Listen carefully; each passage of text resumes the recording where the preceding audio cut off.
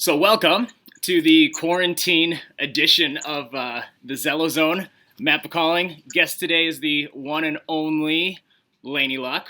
Welcome. What up? What up? What's up, guys? How is life treating you these days? Good. I mean, as good as it can. At the moment, we're making do. But I'm definitely taking advantage of all the free time that I have now. No doubt. So, what do your days look like currently in the status that we are stuck in? So, I wake up at like 10, 11, whenever, depending on when I went to sleep. And then I usually try to do like something. I try to go on a walk or something right away in the morning. And then, depending on what I got lined up, like I'll do some online work. Maybe I'll snap a video here or there, or like try to have like a photo shoot and stuff. Like mostly my days are centered around making a lot of Patreon content. Right on. Because that's the only job that I have right now. Sure. So trying to do a lot of stuff, but I just be sitting around on TikTok all day most of the time. I was going to ask, are you a TikToker? Because I feel like that fits very perfectly with your persona. Yeah, I actually don't like make any videos or anything. I just watch it all day. I feel like you should, though. Like you could probably do pretty well. That like would take effort. I'd have to like look good. Like I don't look like this when I'm just sitting around. I don't do this every day. So. Right on. But maybe if it gets to that extent, another week or two, you'll catch me doing some TikTok. No kidding. I mean, we're getting close at this point. It's really hard to say what to expect from this point moving forward. Our fingers crossed that things get better before they get any worse and we get stuck in this position any longer. I mean, I know by the time that we post this, everyone will be aware that we've canceled our April 26th event for Zelo Pro, which is a huge bummer. We've been trying to see you versus Alex Gracia since the start of this year. I know, and fingers crossed that we'll be able to make that happen at some point. But I mean, it's a really weird time right now, and especially for talent and athletes not being able to get out there and do what you're used to doing, and even as simple as getting into the gym, which is I know, that's the biggest bummer. Like, I'm so jealous of seeing all the people who like have barbells and stuff in their house.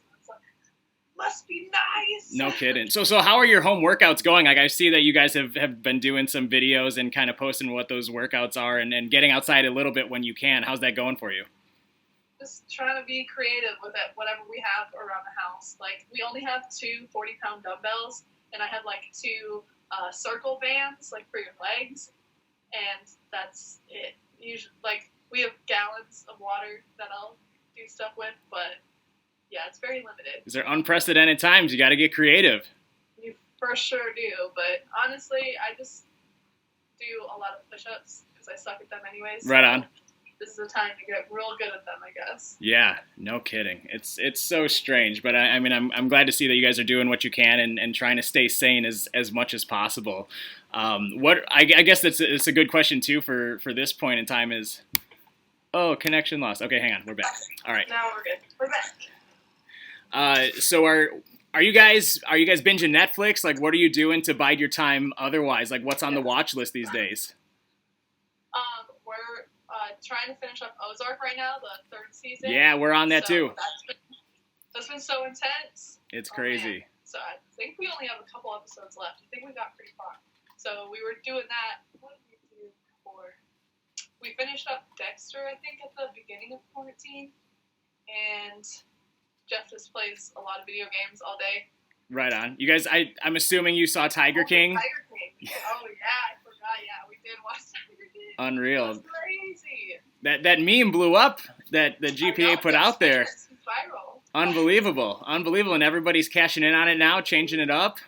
I know. Everyone's stealing his format, but crazy. That's what happens when you go viral. It's the world of the internet. It's unbelievable. But no, yeah, that was quite the watch for sure. Yeah. Also, I know like so many people that were on his shows because they were in Texas. So unreal. Okay, so let's talk about that a little bit too. So you're from Texas originally, right? Yeah. And then I started wrestling there. You made your way to the Kansas City area, at some point before now residing in the Chicagoland area. Take me through that transition from Texas to Kansas to Illinois now, and what drove each one of those steps along the way, and kind of what you did during those periods of time in each place. Well, Texas is just like where I started, so that has, like, I got a lot of, like, my bad matches out of the way. Sure. Is that where you trained, was in Texas? Yeah, I trained in Austin, Texas. So started there, got all my bad matches out of the way in these little backyard towns that no one's ever going to see. Blessed. And then, so I, like, wanted to get out of Texas for a little bit before I actually did. But my boyfriend at the time had gotten signed to NWL. Yeah. So he was part of that crew. So I wanted to move up north and out of Texas anyways because I was driving, 10 hours for shows. Right. And NWL is in the Kansas City area for anybody who's not familiar, right? Yes. Yeah. So the Texas wasn't what it is now. Now It's like there's a bunch of promotions popping up everywhere. But, like, back in my day, like, you had to drive a ridiculous amount of time. So I was like, I'll just go up to Kansas City. That's a good medium point. Like, a lot of people from Texas, like, go to St. Louis. Sure. So it's like, I was like, okay, close enough. And, like, he's signed now, right? So we're fully set. And then that obviously didn't work out. NWL fell apart. Uh-huh. And then I came up to Chicago for Zelo for the first time ever. Yeah. Wow, so Zelo was your first booking in the Chicagoland area? I think so. Right on. I'm 99% sure that it was, because I think it was y'all and then I did Kaiju. Right, okay. So I had, like, heard about Chicago and Chicago wrestling, obviously, before that, and Chicago had been a destination. So after things fell apart with NWL and all that, I was like, let's go up to Chicago. I met Jeff, and he was like, I have this extra room above my mom's place, and you can stay there until you get a job. And that's what I did. And here we are. And he started training me in Lucha, and now we're Lucha Laynie. That's awesome. And I think it's pretty incredible, too, because I believe the way that we came about discovering Laynie Luck was via NWL and some videos, and we were really obviously trying to bolster our women's roster from the beginning, and you were a name that was on our radar very early on, which was kind of exciting. And it's also fun watching from that point in 2017 even till now is an entire different ballgame, and quite the journey that it's been, obviously, now being the women's champion. But we've certainly seen you grow and develop over these last 3 years. Like, what has that process been like for you with, kind of training, and you've kind of taken your game and elevated it to another level, both just physically and via your persona, and getting out there and working, a lot of the freelance and a lot of these other promotions in Chicago specifically, and even beyond. Like, what kind of helped you get to that point and motivate you over these last 3 years that is totally a different ballgame than what you were in Texas and Kansas before, and kind of where that's projected you to now?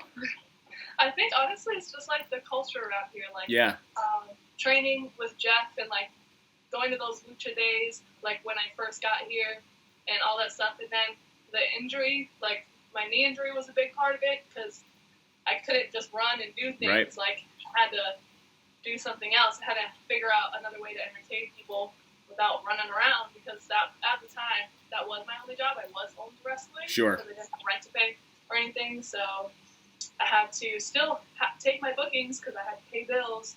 So that was a big part. Like, I literally was forced to make a character and work on it.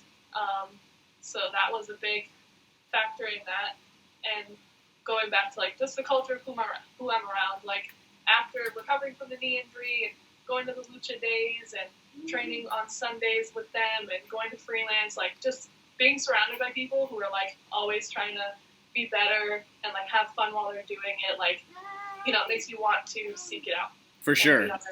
As well. For sure. And I mean, to your point, like, the culture's pretty intense here. Like, as much as there is a vast amount of opportunities in terms of number of promotions, it's a lot of a lot of the same people being utilized in a lot of the promotions, but it's also a lot of competition, and you have a lot more, a number of talent readily available to work any one of these shows, that you're kind of competing not only against yourself, but against a lot of other people just to get the bookings that are available on a monthly or even weekly basis. So you're kind of forced to step up your game, especially when you're in the environment, because now you're in much larger waters with a much larger pool of talent.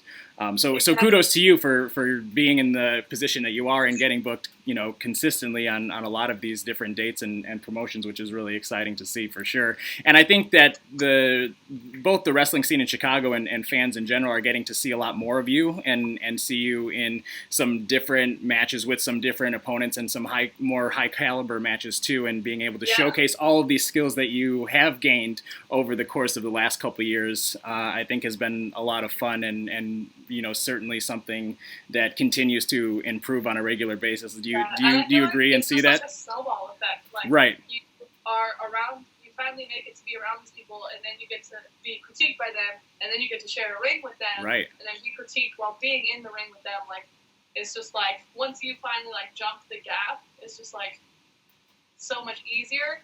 I feel, because you just have so much more access to critiques and knowledge and all that. For sure. And to that point, is there a specific piece of critique or advice that you've been given that really has resonated with you the most, or that you would classify as like the best piece of wrestling advice I've been given to date?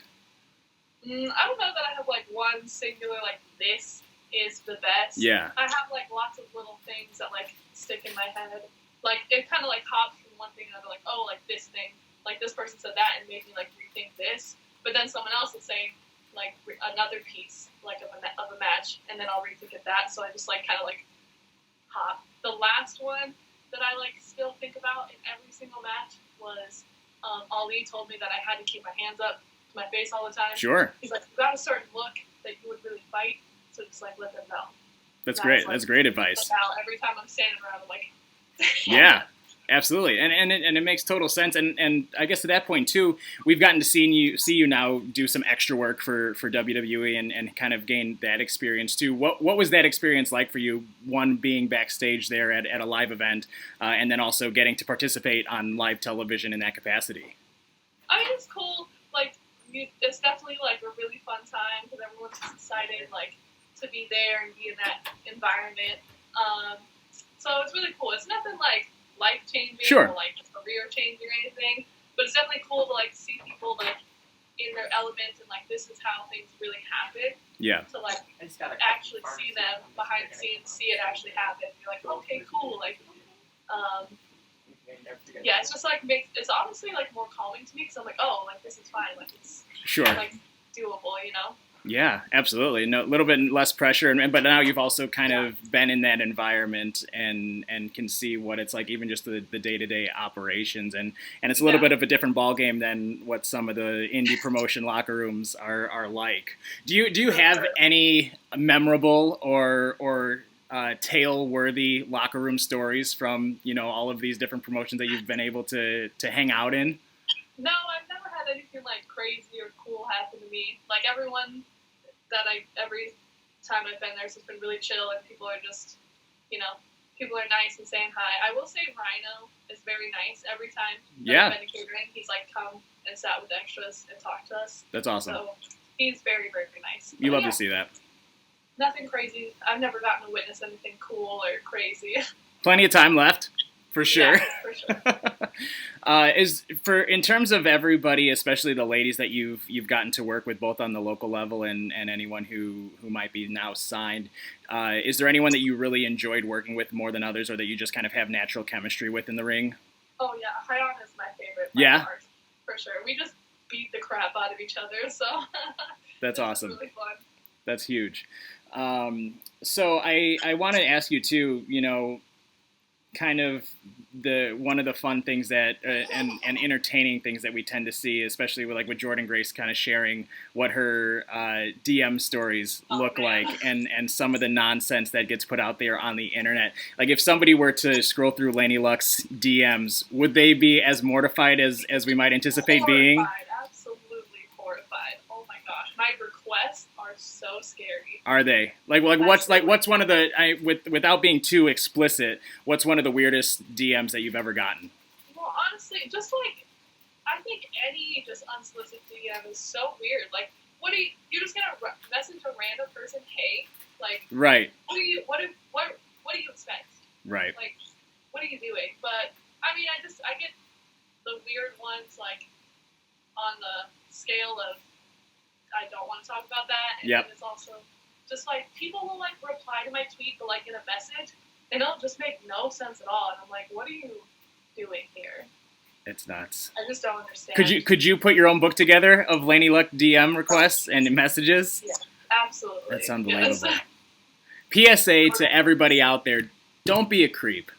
Like there's a good way to be a fan. If you have something to talk about, like people are like, oh, well, you just never respond to people. But like, if you bring an actual conversation to the table, sure, like it'll happen. Right. You know? Right. Just don't be weird. Don't be weird. Don't be weird, people. If you're gonna take anything away from this, don't be weird. It'll make the world a better place, without a shadow of a doubt. Yeah. Okay, so what is there anything that fans or personal friends or anything like that, is there something that they don't know about Laynie Luck or that they would be surprised to know that it may not be public knowledge currently? Fun tidbit. Honestly, probably not. I really just put my whole life out there all the time, so... Would you say that your wrestling persona is pretty reflective of who you are on a regular basis? Oh, yeah, absolutely. Yeah. It's me, like, at my best, like, when I'm having a good time and in party mode. For sure. That's awesome. That's how it should be. Okay, so I have 2 questions that we got from the IG question that we had put out there on the Zelo Pro page. So Twin Beto had asked, and this may relate to our DM conversation, but what is the toughest thing about being a pro wrestler? The toughest thing, I guess, overall would just be, like, how much time you have to put into it. Yeah. Like, to really do it, like, you have to put a lot of time. Like, if you're actually going for it, it just can't be part-time. Right. It has to be full-time, everything you do. For sure. And is that realistic? Like, do you have the ability to put that amount of time in while trying to juggle real life and fitness and tanning and everything else that goes into it? In all reality, for a very small return, unless you're doing it at a higher level. Exactly. The return is so small for so long, but you just have to, like, enjoy what you can out of it and manage your time. Like, sure. There is time. People will say, oh, it's hard, but there is time. I know some people don't, like, have the opportunity to work part-time like I do. Like, they do need to work full-time jobs and train. But even then, like, I worked 3 jobs when I was training to save up and be able to afford it. So you just have to be good with your time management and just actually really want it and do it. For sure. It's crucial. It's the only, I think it's kind of an all or nothing kind of deal. Yeah, exactly. You can't just half-ass this. I mean, you can, but you're not going to get anywhere with it. Yeah, exactly. Okay, and then the other question that we got was from Andera Steve. Do you need an extra luggage to carry all the belts you have now? Oh man, no, not yet. But how many you have 3 belts currently? 3 championships? 2. 2 right now. Okay, so Zelo and Freelance Underground. Mm-hmm. Right on, and obviously in pursuit of more. Oh, always more belts, but these are the 2 that mean something. For sure, and that's awesome, especially knowing that you 3 years ago you had never wrestled in Chicago before, and now you're champion at 2 very notable companies in the Chicagoland area, which is awesome. Anybody that you and I have talked about potential opponents in regards to the Zelo world for the future. So the one that we've most recently talked about will kind of put on hold for now. But outside of that, is there anyone else that you'd be interested in working with that you haven't before, especially when it comes to defending your title?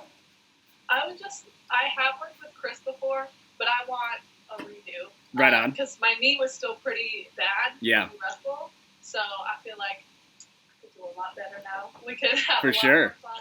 For sure. And I feel like, honestly, I've been working a lot of, like, the people, like, on my list lately. Yeah. So I'm trying to, like, think of, like, first time. I actually have never had Ashley Voss in the singles. We had a tryout match for Rise.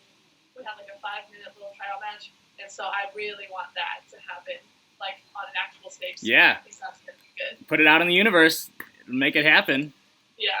Absolutely. Oh, it's exciting, and there's obviously a lot of stuff, and we're just looking forward to seeing you back in the ring once all of this is over, and getting the reps back in there, back to main eventing. It's so bad out here.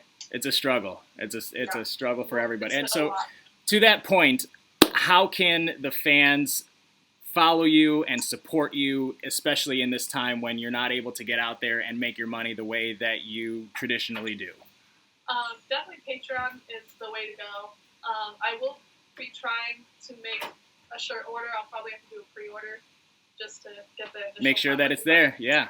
Yeah. So I'll be making a t-shirt sometime this month. Right on. But Patreon is definitely the best way to go. And always follow us on Instagram and Twitter are helpful as well. For sure. You want to plug what your handles are for anybody who I'm surprised that they wouldn't be following you, but just in case. At Laynie for Twitter and Instagram. Easy enough. Easy enough. Awesome. Well, we appreciate your time. I think this is a fun use of our time. Obviously, anybody who is able and willing to watch and share this video is also supporting you, because you'll get our YouTube is monetized, so we'll be able to share that with you at any point. So let's rack these up, and hopefully the next video that we are sharing is going to be of you in the ring once again, and we'll get back to action like we should, and maybe we'll have to get GPA on here and see what the fans have to. Right now. Yeah, no doubt. We're getting a lot of cameos, but we'll do some official action here soon. Awesome. Well, Laynie, appreciate your time. Thanks for doing this with us, and no doubt about it. And let's get back to the real world very, very soon. Yes. Stay inside. Yes, please. Do your due diligence. Do what you got to do. Let's get this over with. Thank awesome. you. See ya. Bye.